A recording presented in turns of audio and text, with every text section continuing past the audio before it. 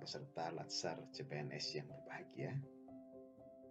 Mengawali pembelajaran kita pada kesempatan ini, kita akan belajar bersama-sama mata pelatihan yang berjudul Analisis Isu Kontemporer. Saya ucapkan selamat mengikuti pembelajaran. Dan Ibu para peserta Latsar CPNS yang berbahagia. Sebelum kita mulai pembelajaran kita, ada baiknya apabila Bapak dan Ibu mengetahui topik-topik apa yang akan kita pelajari dalam mata pelatihan analisis isu kontemporer. Yang pertama, pendahuluan. Kemudian kita lanjutkan tentang konsepsi perubahan lingkungan strategis. Dan selanjutnya, kita akan belajar bersama-sama tentang modal insani dalam menghadapi perubahan lingkungan strategis. Dilanjutkan dengan bagaimana strategi kita untuk mengidentifikasi isu-isu kritikal. Dan juga kita akan belajar bersama-sama menganalisis isu-isu kritikal dengan menggunakan kemampuan berpikir kritis dan diakhiri nantinya dengan penutup.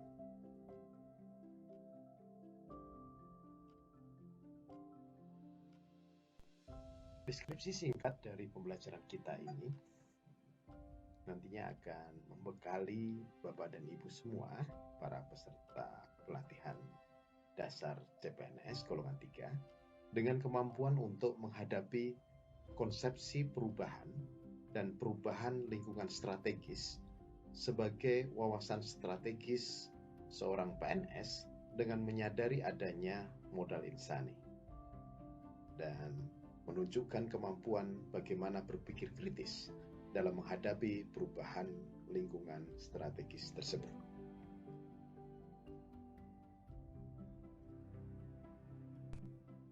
Dan Ibu para peserta pelatihan dasar CPNS golongan 3, hasil dari pembelajaran kita pada kesempatan ini diharapkan para peserta akan mampu memahami apa yang dimaksud dengan konsepsi perubahan dan perubahan lingkungan strategis sebagai wawasan strategis pegawai negeri sipil dengan menyadari adanya modal insani dan kemudian mampu menunjukkan kemampuan berpikir kritis dalam menghadapi perubahan lingkungan strategis tersebut untuk menjalankan tugas jabatan sebagai seorang PNS yang profesional sebagai pelayan masyarakat.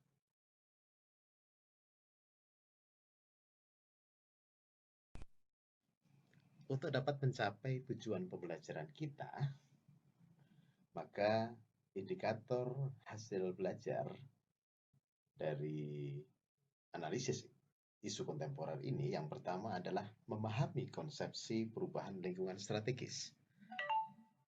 Kemudian memahami modal insani dalam menghadapi perubahan lingkungan strategis, mengidentifikasi isu-isu kritikal, dan yang terakhir, mampu melakukan analisis isu-isu kritikal dengan menggunakan kemampuan berpikir kritis.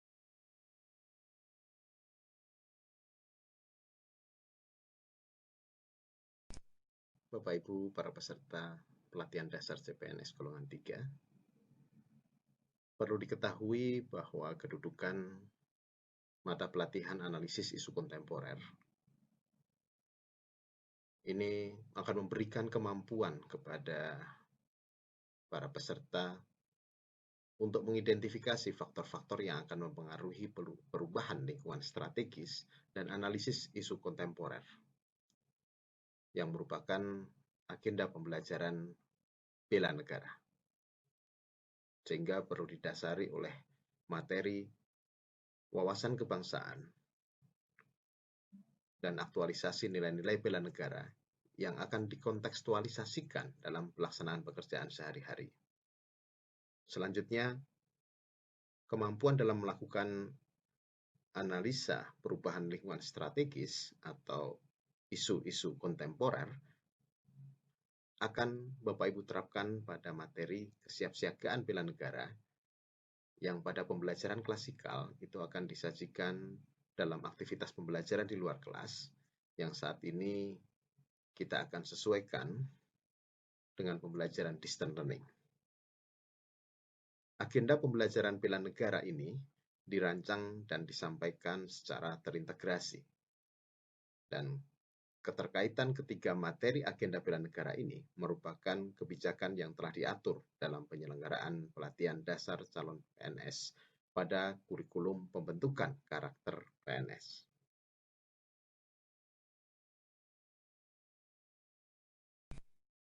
Kita sering mendengar orang mengatakan bahwa sektor publik umumnya tertinggal. Dan dalam daya saing global, titik lemah itu ada pada sektor publik. Benarkah demikian? Memang, organisasi sektor publik harus berjuang menghadapi tuntutan yang datang dan terus datang serta tak terhitung jumlahnya. Padahal kita menghadapi banyak masalah di samping terkait dengan kompleksitas pengelolaan organisasi yang didanai oleh negara atau APBN. Saat ini para pemangku kepentingan kita juga menuntut transparansi yang seutuhnya. Banyaknya permasalahan sektor publik yang dihadapi pemerintah diakibatkan karena diantaranya adalah minimnya kapasitas SDM aparatur serta kurangnya profesionalisme serta pengalaman dalam tata kelola pemerintahan yang baik.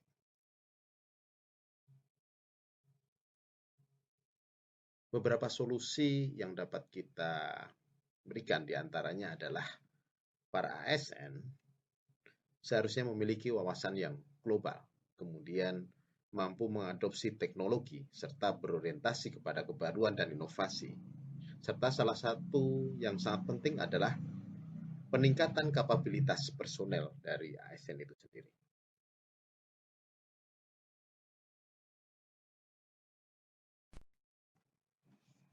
Kita masuk pada topik terkait konsepsi perubahan lingkungan strategis, di mana untuk mengawali diskusi kita, silakan menikmati film pendek yang ada pada slide ini, yang akan menceritakan tentang kondisi umum dan lingkungan strategis Indonesia, sehingga kita harus mempunyai pemahaman terhadap tantangan apa yang kita hadapi sebagai sebuah bangsa yang besar.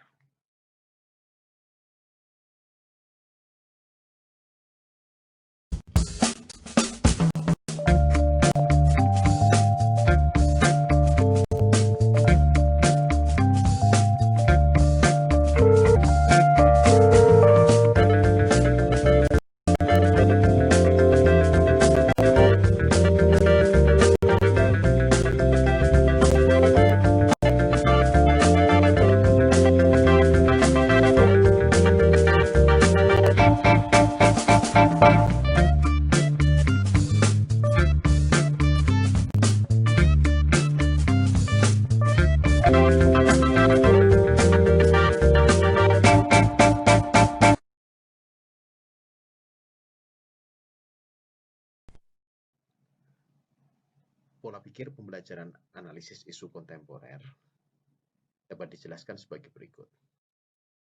Indonesia sebagai satu bagian dari 196 negara di dunia saat ini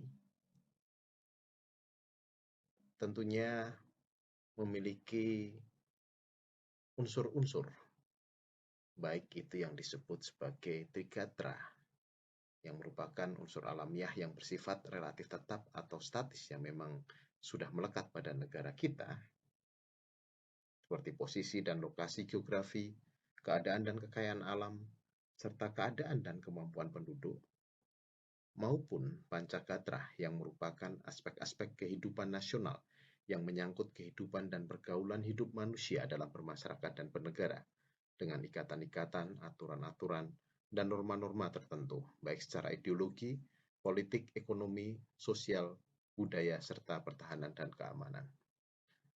Tentunya Indonesia akan selalu dipengaruhi oleh perubahan lingkungan strategis yang terjadi, baik situasi internal maupun eksternal, yang pada akhirnya akan berpengaruh pada pencapaian tujuan nasional kita sendiri.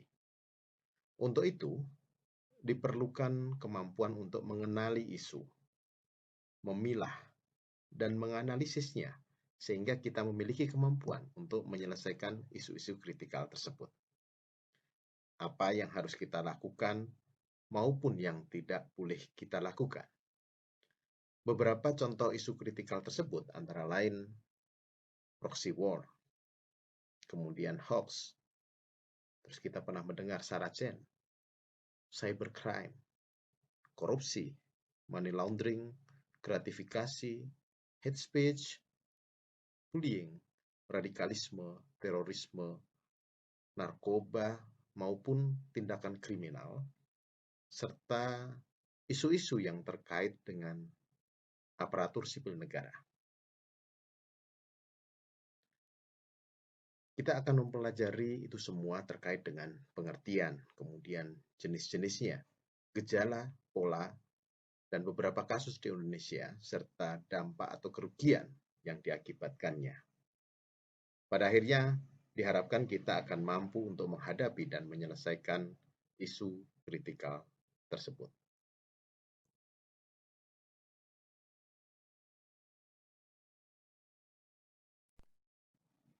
Sebagai bagian dari SDM aparatur pemerintahan, tentunya kita harus mendukung terjadinya perubahan kondisi organisasi,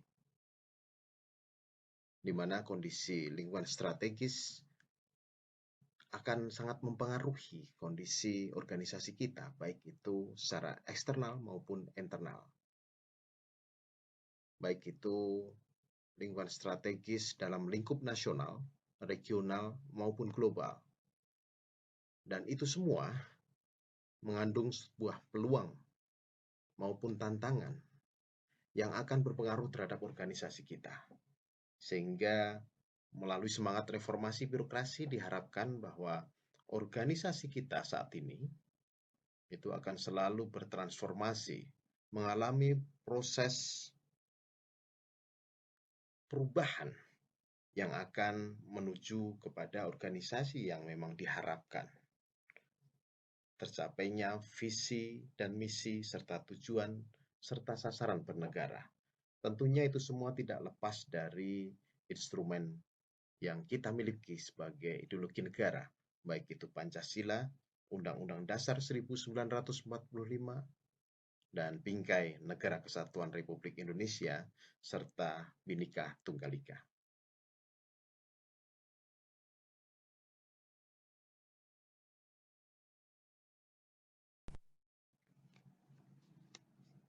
Salah satu kemampuan yang harus dimiliki oleh ASN itu adalah memahami perubahan lingkungan strategis. Kita harus dapat memahami level perubahan lingkungan strategis, mulai dari individu, kemudian keluarga, masyarakat, level lokal, nasional, regional, maupun global. Sehingga seorang ASN akan selalu memahami atau memiliki informasi terkait dengan lingkungan strategisnya. Kemudian yang kedua, seorang ASN harus mampu mengembangkan berbagai potensi yang telah dimiliki, yang itu semua bersumberkan pada ideologi bangsa. Kemudian yang ketiga, seorang ASN harus mampu mendorong perubahan cara pandang masyarakat dan membangun budaya yang lebih baik sekaligus akan menjamin keberlangsungan hidup. Dan yang terakhir, mengenal dan memahami serta menanggulangi isu-isu kritikal saat ini seperti paham terorisme atau radikalisme, bahaya narkoba, cybercrime, money laundering, korupsi, proxy war, isu kualitas pelayanan masyarakat, yang semuanya akan memberikan pengaruh dalam menjalankan tugas jabatannya sebagai seorang PNS yang profesional pelayan masyarakat.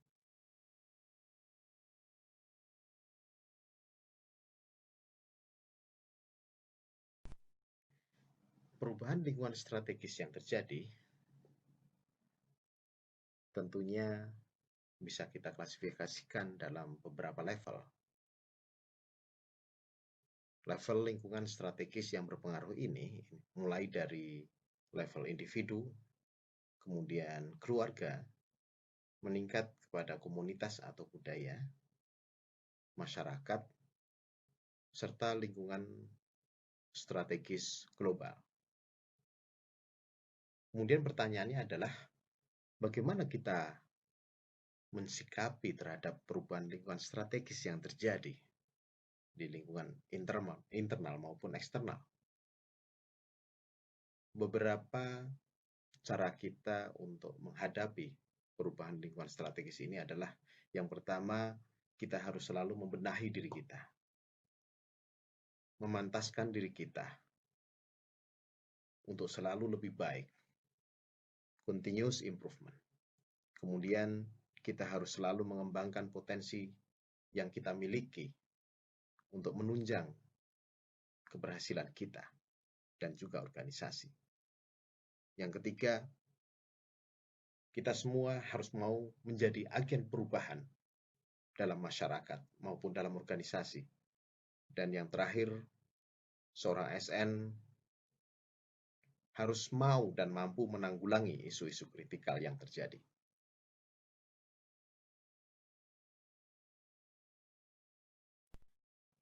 Bapak dan Ibu, para peserta pelatihan dasar CPNS golongan 3 yang berbahagia, tibalah kita pada topik bahasan selanjutnya, yaitu modal insani dalam menghadapi perubahan lingkungan strategis. Ini adalah apa yang dimaksud dengan modal insani dalam menghadapi perubahan lingkungan strategis ini. Modal insani yang dimaksud di sini adalah istilah modal atau capital dalam konsep modal manusia atau human capital concept. Konsep ini pada intinya menganggap bahwa manusia merupakan suatu bentuk modal yang tercermin dalam bentuk pengetahuan, gagasan atau ide, kreativitas, keterampilan, dan produktivitas kerja. Modal manusia ini merupakan komponen yang sangat penting di dalam organisasi. Manusia dengan segala kemampuannya, apabila dikerahkan, akan menghasilkan kinerja yang luar biasa. Mari kita lihat apa modal insani tersebut. Yang pertama itu adalah modal intelektual. Ini berupa rasa ingin tahu, pengetahuan, wawasan, serta pemaknaan terhadap segala sesuatu. Kemudian yang kedua adalah modal emosional, yaitu berupa kecerdasan emosi. Kemudian modal sosial, di antaranya adalah kesadaran sosial, kemudian juga kemampuan sosial. Kemudian selanjutnya adalah modal ketabahan. Ini adalah modal yang dimiliki manusia agar sanggup menghadapi berbagai masalah. Kemudian ada modal etika atau moral. Ini berupa kecerdasan moral. Dan yang terakhir adalah modal kesehatan atau kesehatan fisik. Kalau kita lihat jenis-jenis kecerdasan manusia, memang ada ratusan, tapi dalam kecerdasan yang terutama itu ada 4, yaitu kecerdasan intelektual atau thinking.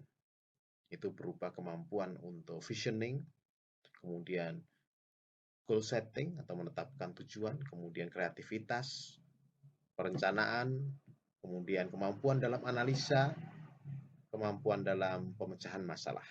Kemudian kita lihat di sini ada kecerdasan fisik. Ini berupa kemampuan refleks, stamina, kecepatan, immunity, kemudian juga power atau kekuatan, serta resiliensi atau tahan malangan. Kemudian ada modal emosional atau emotional quotient. Ini berupa kemampuan untuk berempati, kemudian menjalin hubungan, kemudian kesabaran, kemudian menjalin hubungan yang keterikatan dengan orang lain, kemudian kemampuan untuk berkomunikasi, serta berhubungan atau berkomunikasi dengan orang lain. Kemudian yang terakhir adalah modal spiritual. Ini merupakan modal dasar yang sangat besar yang dimiliki oleh manusia. Beberapa jenis kecerdasan spiritual ini diantaranya adalah kemampuan dalam berdamai atau perdamaian, kemudian kemampuan dalam memaknai segala sesuatu, kemudian kemampuan untuk kebijaksanaan, kemudian kecerdasan atau untuk berterima kasih, kemudian kemampuan atau kecerdasan untuk menghargai atas apa yang dia terima, dan juga kemampuan atau kecerdasan untuk ingin memberikan segala sesuatu sebagai suatu bentuk legacy kepada orang lain. Ini semua adalah modal insani yang dimiliki oleh manusia yang menjadi modal dasar untuk menjadi manusia atau aparatur sipil negara yang diharapkan oleh masyarakat.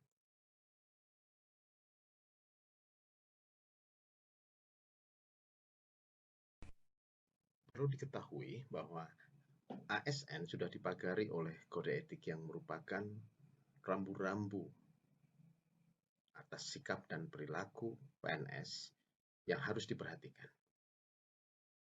Kode etik ini dibuat sebagai pedoman dan pagar bagi ASN dalam bekerja. Dengan demikian, para ASN sudah seharusnya memiliki kode etik tersebut, sehingga perilakunya dapat menjadi teladan bagi masyarakat. Rambu-rambu sikap dan perilaku PNS tersebut dapat dibagi menjadi apa yang harus dilakukan, atau the do's.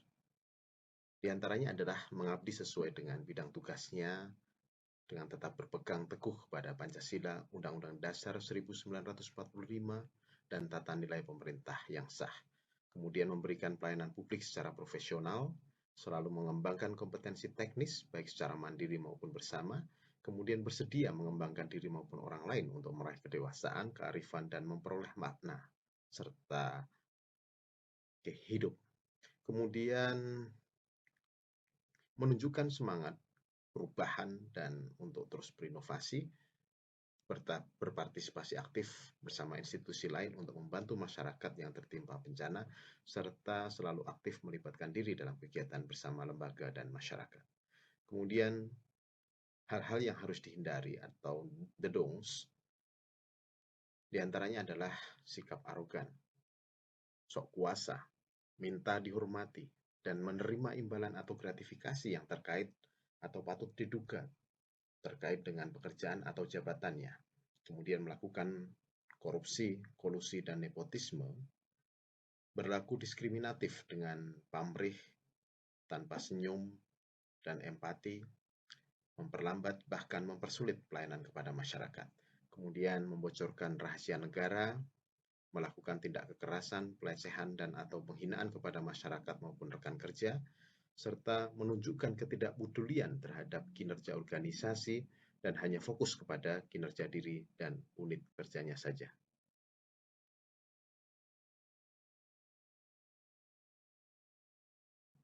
Bapak, Ibu, dan saudara-saudari sekalian, para peserta pelatihan dasar CPNS yang berbahagia,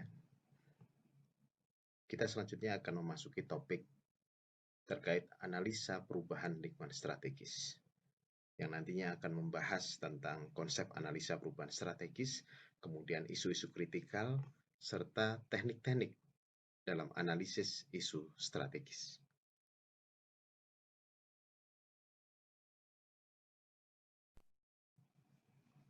Konsep analisa perubahan lingkungan strategis ini nantinya akan memberikan pemahaman terhadap perubahan lingkungan strategis yang akan dilakukan melalui analisis lingkungan strategis, baik internal maupun eksternal, yang akan mempengaruhi terhadap keberlangsungan penyelenggaraan negara.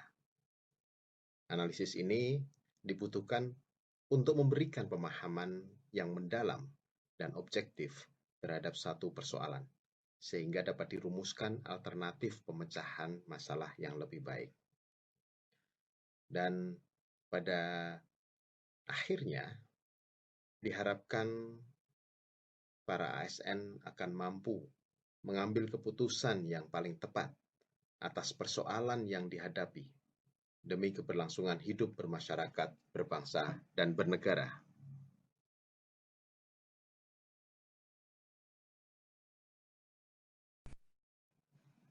Agar mampu menganalisis perubahan lingkungan strategis, kita harus mengenal apa yang dimaksud dengan Trigatra dan Pancagatra.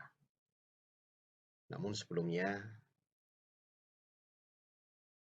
tentu saudara-saudara masih ingat dengan wawasan Nusantara. Wawasan Nusantara merupakan salah satu pengetahuan yang penting untuk kita pelajari dan maknai. Karena selain merupakan ujung tombak dalam menjaga keutuhan NKRI, wawasan Nusantara ini juga akan membantu kita untuk mengamalkan nilai-nilai yang terkandung di dalam Pancasila.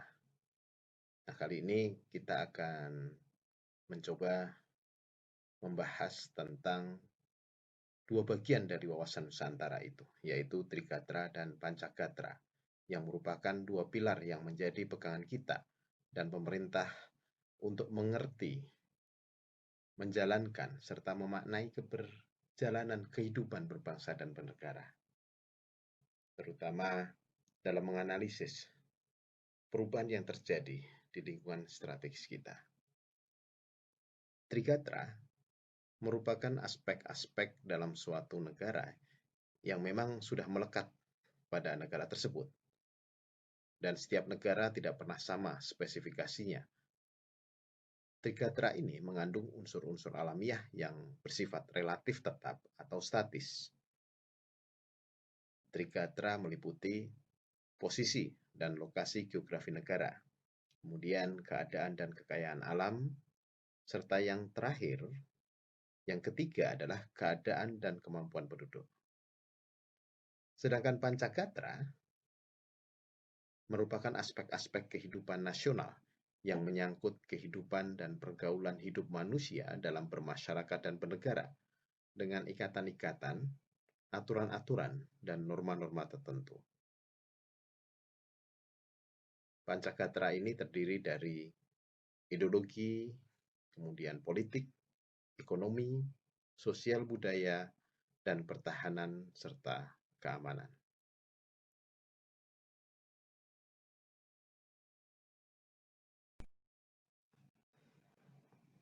Bapak, Ibu, dan Saudara para peserta Latsar CPNS golongan 3 yang berbahagia.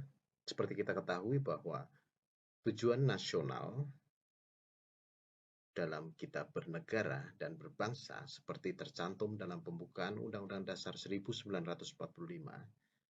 ialah melindungi segenap bangsa Indonesia dan seluruh tumpah darah Indonesia, kemudian memajukan kesejahteraan umum, mencerdaskan kehidupan bangsa, dan ikut melaksanakan ketertiban dunia yang berdasarkan kemerdekaan, perdamaian abadi, dan keadilan sosial. Dan untuk itu, untuk mewujudkan tujuan bernegara itu, tentunya kita memerlukan suatu perencanaan pembangunan nasional yang terintegrasi, yang ini akan menentukan arah pembangunan, kemudian penetapan prioritas program, kemudian juga optimalisasi sumber daya.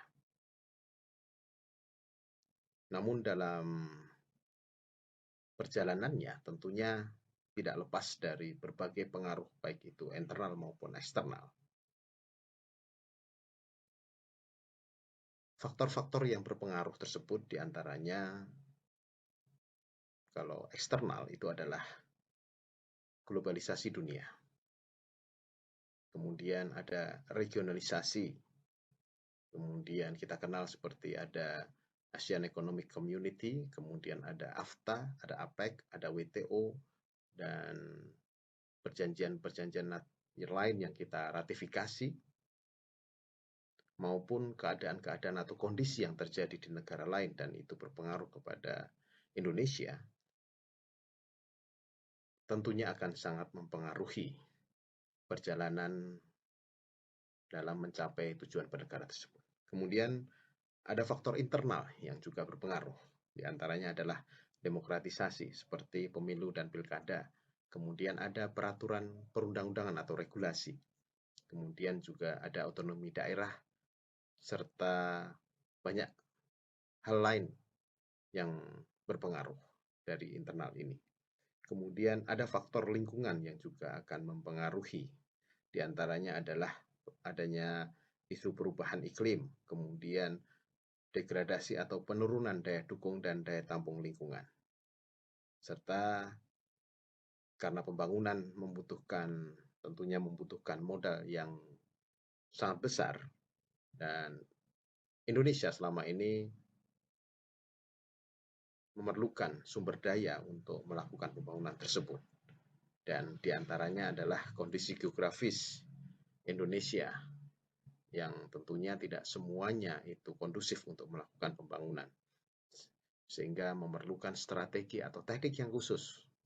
Kemudian adanya keterbatasan sumber daya alam itu sendiri, di mana ada sumber daya yang tidak terbaharui, seperti batu bara, mineral, minyak migas, minyak dan gas bumi, yang itu semuanya harus kita manfaatkan untuk sebesar-besarnya kemakmuran rakyat. Kemudian ada terkait dengan kemampuan daripada sumber daya manusia, itu juga berpengaruh terhadap pembangunan nasional.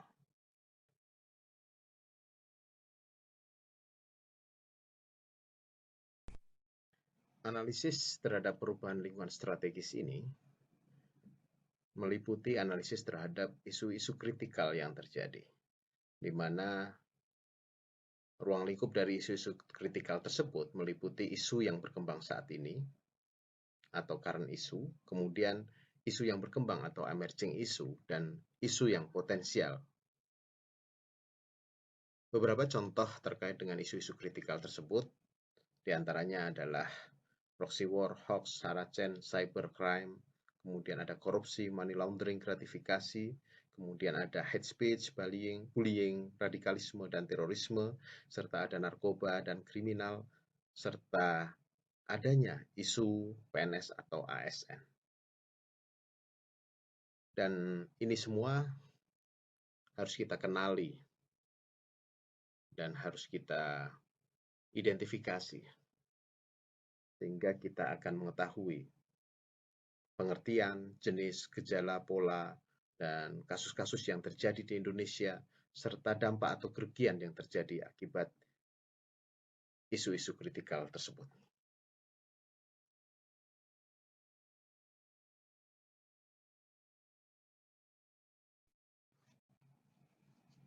Salah satu isu kritikal yang sering terjadi di Indonesia, juga sering kita dengar, itu adalah proxy war atau perang proksi. Adalah perang antara dua negara atau aktor yang non-negara, yang merupakan non-negara, yang terjadi karena dorongan atau mewakili pihak lain yang justru tidak terlibat langsung di dalam pertempuran. Pihak lain tersebut memiliki hubungan dengan pihak yang bertikai, baik dalam bentuk pendanaan, pelatihan militer, politik, dan lain-lain, yang dapat memastikan bahwa perang akan terus berjalan.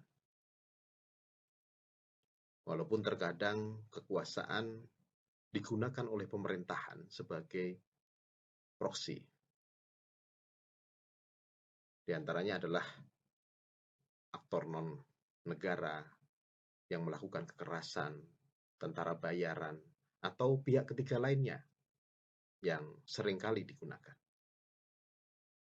Melalui proxy war ini diharapkan bahwa kelompok-kelompok ini bisa menyerang lawan tanpa menyebabkan perang skala penuh atau secara tidak langsung. Proxy war ini merupakan konspirasi skenario yang besar yang dapat dilakukan dengan menyebarkan isu-isu sensitif, baik itu berupa hoax atau ujaran kebencian. Kemudian ini dilakukan melalui media massa maupun media IT, dan ini akan menyerang kelompok sasaran, satu kelompok sasaran atau kelompok sasaran lainnya. Proxy war ini merupakan peperangan gaya baru dengan cara menebar isu, kemudian menggiring isu, kemudian menggiring opini atau satu agenda tertentu atau skema tertentu. Dan ini biasanya dilakukan melalui operasi intelijen atau rekayasa. Seperti yang kita kenal, yang kita ketahui, misalkan beberapa isu terkait masuknya tenaga kerja dari satu negara khusus sehingga membuat masyarakat kita resah. Kemudian banyaknya investasi atau datangnya perusahaan asing dari negara tertentu. Kemudian isu terkait dengan kelangkaan ketersediaan BBM atau bahan pokok. Kemudian atau masuknya barang-barang impor tertentu sehingga menyebabkan para pengusaha atau masyarakat menjadi resah. Dan ini semua akan berdampak bahwa masyarakat atau negara kita bisa jadi akan dijajah secara tak kasat mata. Karena akibat dari terjadinya proxy war tersebut, akan ada kerusuhan, ada bentrokan antar masyarakat, kemudian gangguan keamanan, serta penjajahan terkait dengan pengelolaan sumber daya alam. Dan pihak ketiga yang terlibat di dalam proxy war ini, seperti yang saya sebutkan tadi, bisa merupakan orang yang merupakan non-negara, kemudian bisa berupa satu pergerakan atau organisasi atau partai, atau bahkan satu negara tertentu.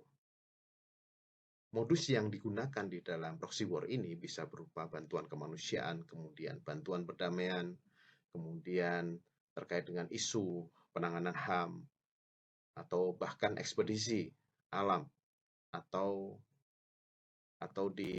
kemudian menggunakan motif terkait dengan perdagangan.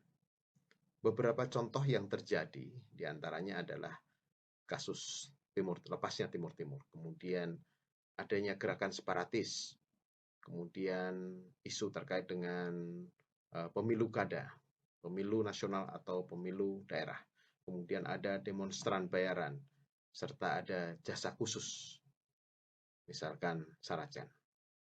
Untuk menghadapi proxy war ini atau perang proxy ini, diperlukan suatu upaya terhadap penyadaran hukum ataupun penegakan hukum.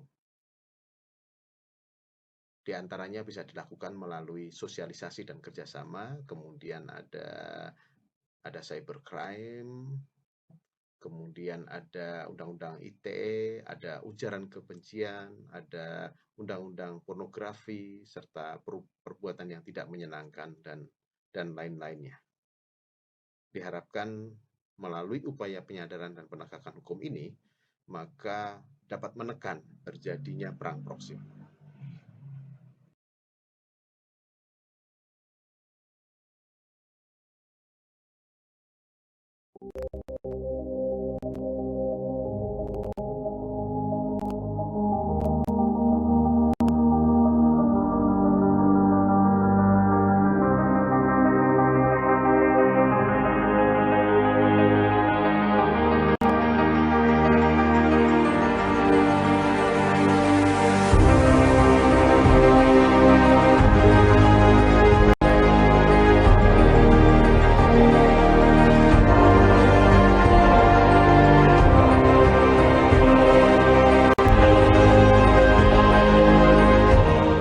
Apalagi era digital, Indonesia telah mendapat ancaman yang luar biasa. Proxy war lewat cyber war telah benar-benar nyata kita rasakan. Informasi di segala lini telah benar-benar membanjiri kita. Dengan banyaknya informasi yang memiliki kecenderungan negatif seperti yang dicatat oleh Google, maka saat ini perlu penyeimbang, yakni informasi-informasi yang positif. Tentu kami dari TAMI Indonesia mengajak bagaimana terus menyeimbangkan informasi-informasi yang negatif itu dengan informasi-informasi yang positif. Satu informasi negatif harus kita lawan dengan 100 informasi positif. Benteng Indonesia bersama dengan segala komponen bangsa dan semua pihak ingin mewujudkan bagaimana informasi positif lewat jurnalisme positif yang kami bangun untuk menciptakan cita-cita ketahanan informasi.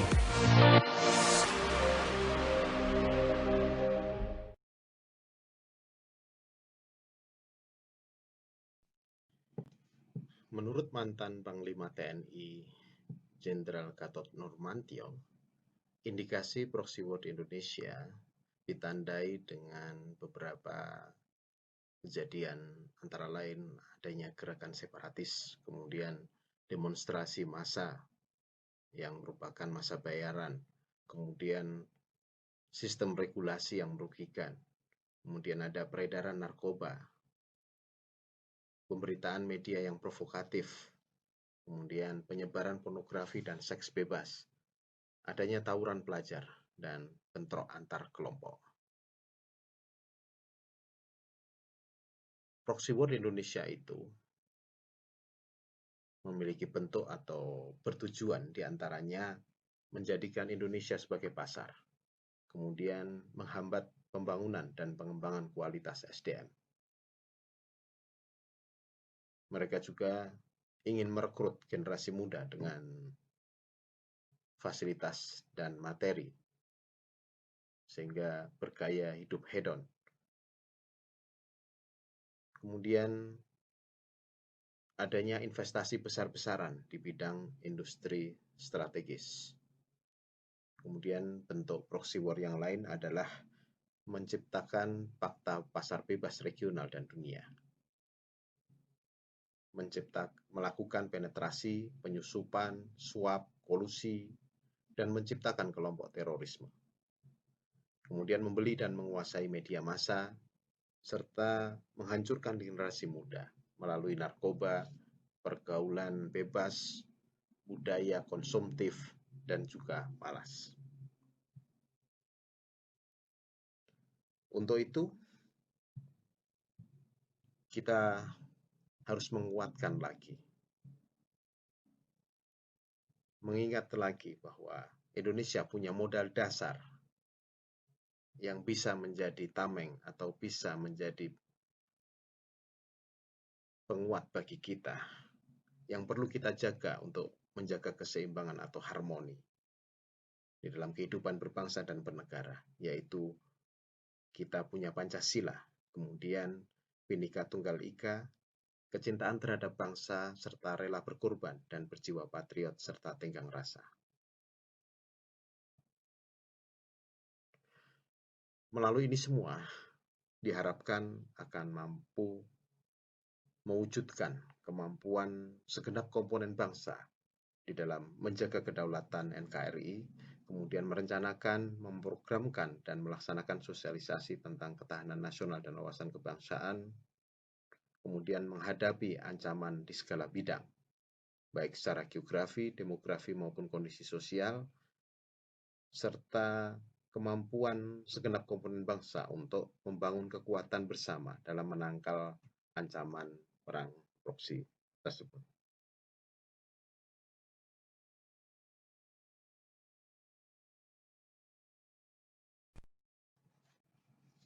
Contoh isu kritikal yang lain adalah terjadinya konflik sosial,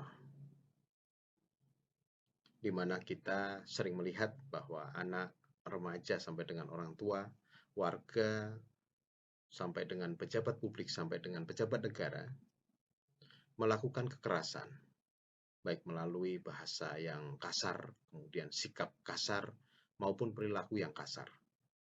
Ini semua akan mendorong terjadinya kejahatan atau kriminal, baik berupa bullying, sarkasme, radikalisme, serta terorisme.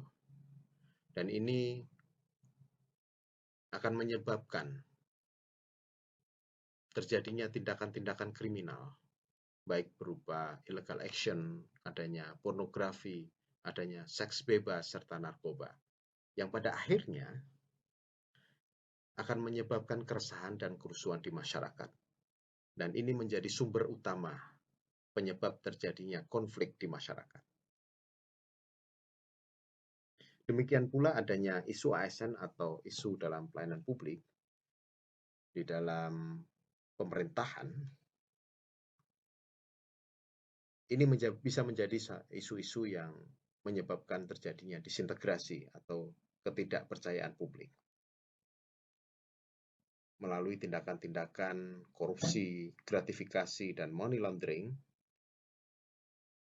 Ini akan diolah menjadi isu-isu politik, isu-isu penegakan hukum, dan pada akhirnya ini menjadi penyebab dari konflik sosial yang bisa jadi konflik sosial ini akan terjadi secara terus-menerus, turun-temurun, dan akan diwariskan. Dan ini semua harus kita hentikan. Untuk itu,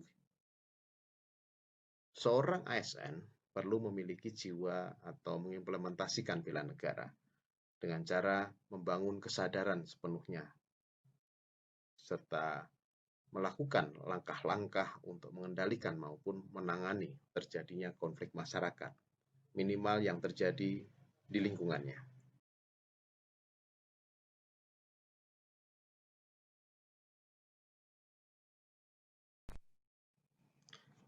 Agar memiliki kemampuan dalam memahami isu, maka saudara-saudara para peserta Latsar CPNS golongan 3 ini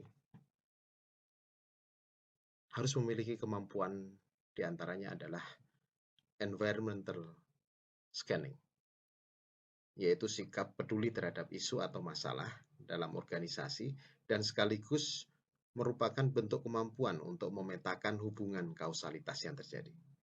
Kemudian memiliki kemampuan dalam problem solving, yaitu kemampuan untuk mengembangkan dan memilih alternatif pemecahan isu atau masalah, dan kemampuan untuk memetakan aktor-aktor yang terkait dan perannya masing-masing dalam penyelesaian isu atau masalah tersebut. Kemudian yang ketiga adalah memiliki kemampuan dalam menganalisis, yaitu bentuk kemampuan untuk berpikir konseptual, yaitu kemampuan untuk mengkaitkan dengan substansi mata pelatihan dan bentuk kemampuan untuk mengidentifikasi implikasi atau dampak atau manfaat dari sebuah pemecahan isu dan keterkaitannya dengan mata pelatihan yang relevan dalam menetapkan pilihan kegiatan atau tahapan kegiatan untuk memecahkan isu. Jadi diharapkan para peserta Latsar ini nantinya dalam membuat rancangan aktualisasi itu bisa menerapkan ketiga kemampuan tersebut.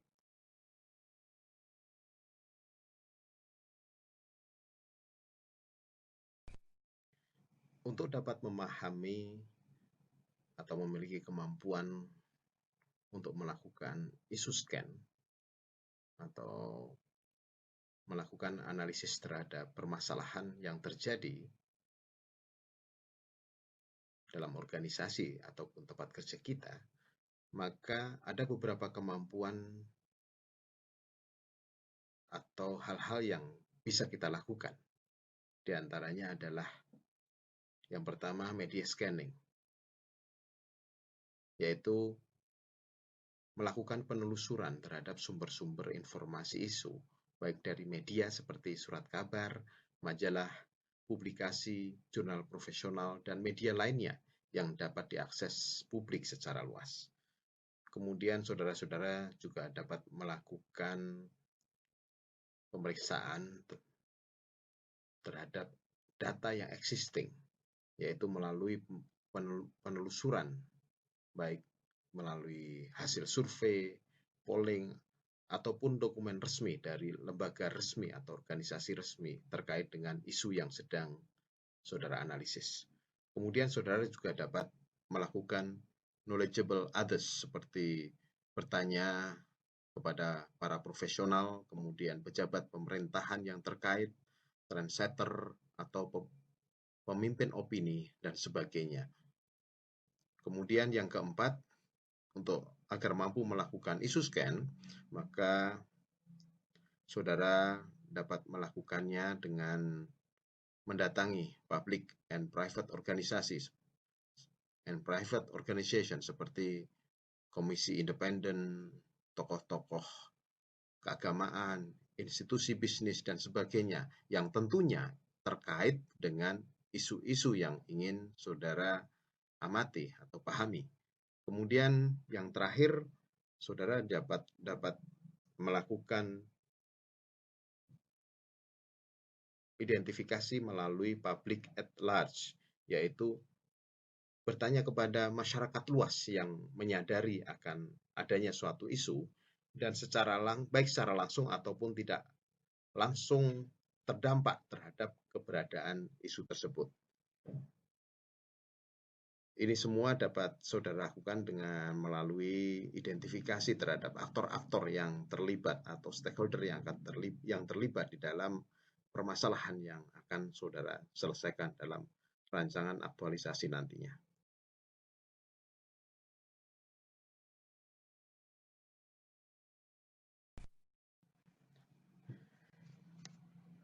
Saudara-saudara para peserta pelatihan dasar CPNS golongan 3 yang berbahagia, selanjutnya untuk mengetahui sejauh mana pemahaman saudara-saudara terhadap materi analisis isu kontemporer ini, maka saya persilakan saudara untuk mengerjakan kuis ini.